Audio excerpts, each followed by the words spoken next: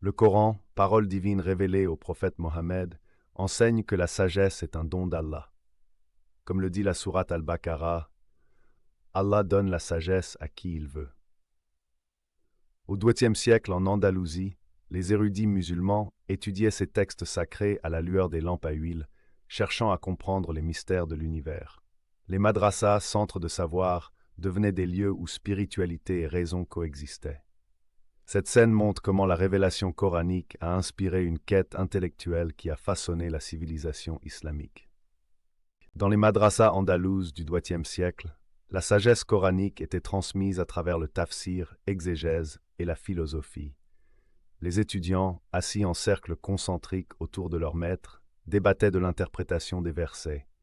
Un parchemin montre des diagrammes astronomiques, prouvant que le Coran encourageait l'étude des sciences. Selon des archives historiques, certaines madrasas comptaient jusqu'à 400 étudiants. Cette méthode éducative, combinant mémorisation et raisonnement critique, a produit des savants comme Ibn Rushd, qui ont jeté des ponts entre les traditions islamiques et grecques. La sagesse coranique se manifestait concrètement dans le système judiciaire islamique. Le cadi, juge, formé dans les madrasas, appliquait les principes d'al-adel, justice, et d'ihsan, excellence morale. Des documents historiques montrent que les tribunaux andalous traitaient jusqu'à 50 cas par jour.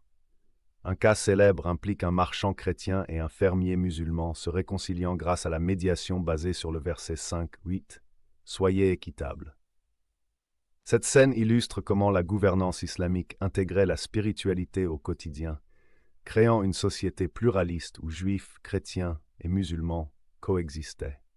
L'Andalousie du XIIe siècle devint un pont culturel où la sagesse coranique influença l'Europe médiévale. Des traducteurs comme Gérard de Crémone convertirent des centaines d'ouvrages arabes en latin.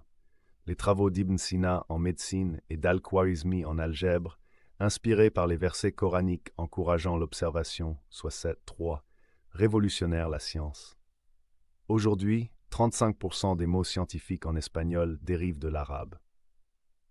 Cette dernière scène montre comment la lumière de la révélation, partie des madrasas, éclaira finalement la Renaissance européenne, prouvant l'universalité intemporelle du message coranique.